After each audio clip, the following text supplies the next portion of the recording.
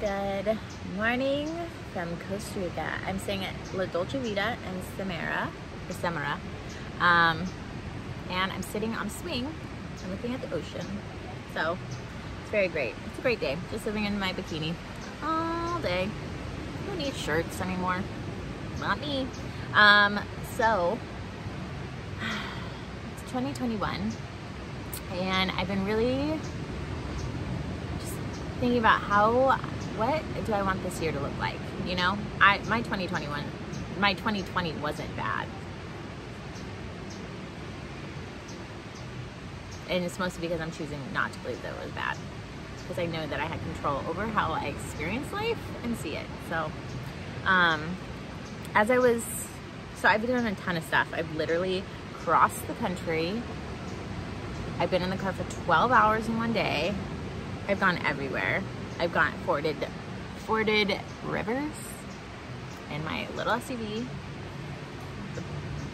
The unnumberable amount of potholes I've gone through. Crazy.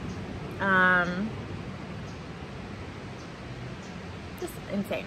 So, but one of they have a saying here, it's PURA VIDA, and everything's really slow here.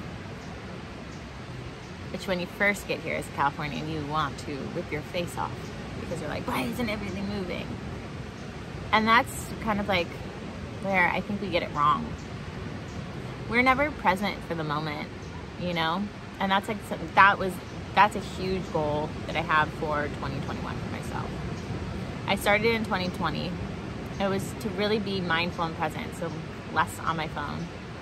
More really getting to taste food, really getting to enjoy and feel what the sun feels like on my body, what the wind feels like through my hair, what the air smells and is like, and just like, in writing it's called splitting the second, where you take something and you split it apart and you dissect it as much as possible. And that's where I want to live from, is being so present and so grateful that it makes my heart hurt. And that's in any spot. You can't just don't just blow me off because I'm in Costa Rica. It's literally everywhere. If you're sitting on your couch right now, like, feel how soft your couch is. Smell it. Does it smell good? Does your laundry smell good? Like, there's joy in those simple things. So, but we were going to this waterfall, and I can't even remember the name of it, but so we were going to this waterfall, and it is like a billion steps to get there, right? So when you start this journey, you like instantly walk into this tunnel of like leaves, and you're like, oh my gosh, this is the most beautiful thing ever. But people are just rushing through it, right? And you're like, you gotta go slower, this is like amazing.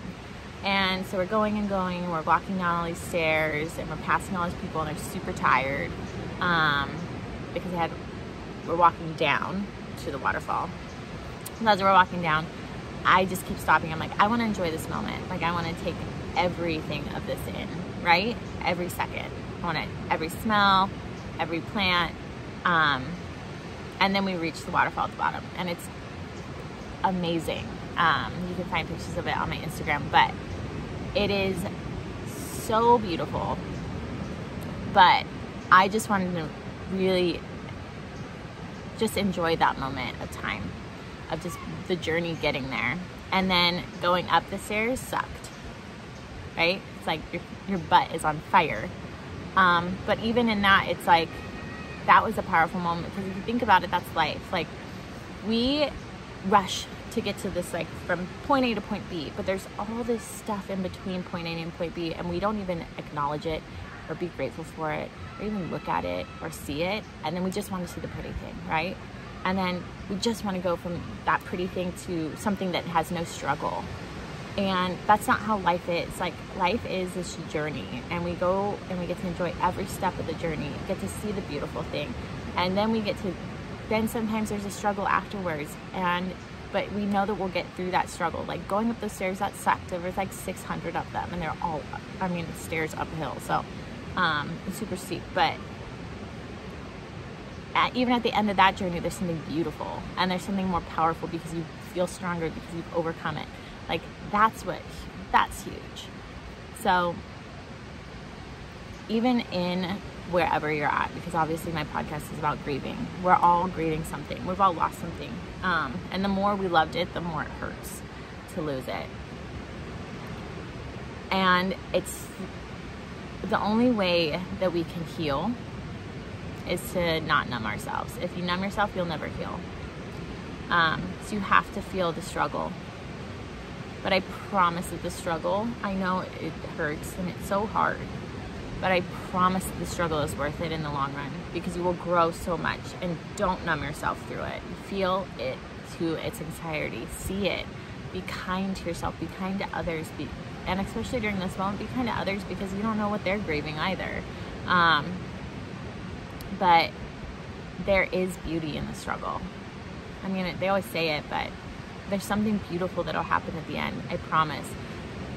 But you have to have your eyes open enough and your heart open enough to live from a place of so much gratitude for the things that you do have, that you can be able to see that beauty. Because if you don't look at it through having grace and gratitude, you'll blow right past it and you won't even acknowledge it. The energy we put out into the world is what we receive back. So if we want to be victims to what we're struggling with, we can totally be victims.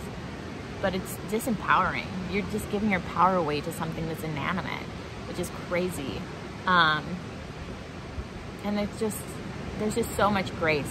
Here's the really big thing too. The hugest takeaway is, before I really started working on this, I didn't know what grace was. I wanted to receive grace from other people, but I didn't know how to give grace to anyone and be able to be gracious to them when they're going through something.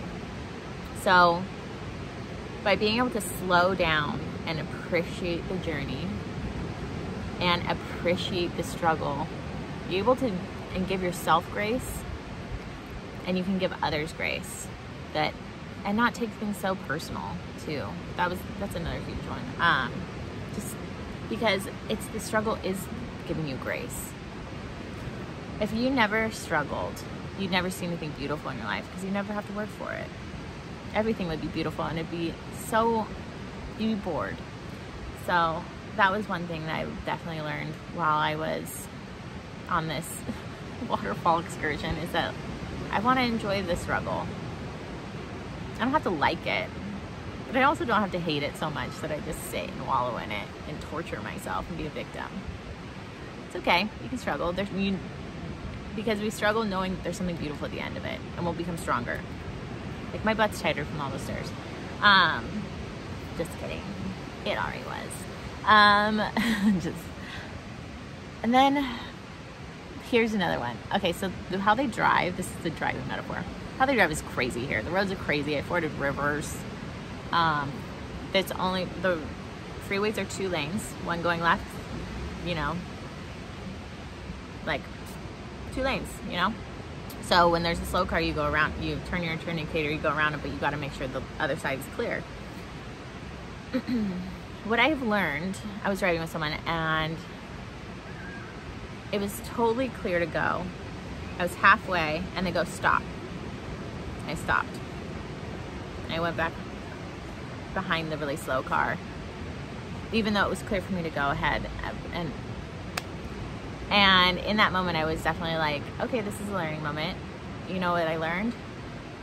People are going to stop you from doing things that you might succeed at. And you know what, I'm going to take back that you will succeed at. People are going to stop you all the time. Your friends, your family, they're going to warn you of things. Maybe stop, don't do that. And you go, okay, I'm not going to do it.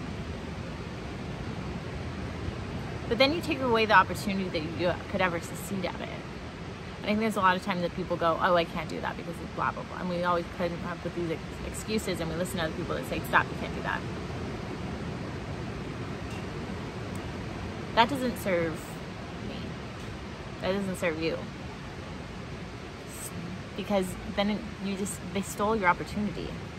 So one huge thing is trust your instincts, trust your gut, trust yourself. If you know you can do something, go fucking do it. Because no matter what, if it doesn't work out, you needed to learn from that situation anyway, so it wasn't a loss. Because going back to the struggle, you're gonna grow and be stronger from that, right? Same thing with me not going and passing that car. And I was like, ugh, now I'm stuck behind this slow car for like another 30 minutes. Through that struggle, I learned I'm not gonna listen to anyone when they tell me to stop and they don't have all the information. They don't know what I know. They don't feel what I feel. Why are we listening to other people? Trust yourself. So these are my life lessons from Costa Rica. There's beauty in the struggle. Something awesome always comes out on the other end. And sometimes it's a struggle to, you know, even see what's beautiful. But then that's where we shift our mindset and we look for gratitude. So I hope you guys like this. I hope you know that you have so much power over your life, and you can make a decision right now to actively be a renegade for hope for your friends and family during this moment. They can watch you transition and change your entire life into something amazing. And that you're gonna have a great day today. So you can, if you're watching me on YouTube, you can find me on my podcast at Grieving with Gratitude on everywhere you can find podcasts. You can also find my Instagram at Cassie Conway is Rad. And then if you're listening to my podcast, you can find me on YouTube. So I'll see you guys later. DM me if you have any questions about where I'm traveling, what I'm doing. Hope you guys have a great and wonderful day. Bye.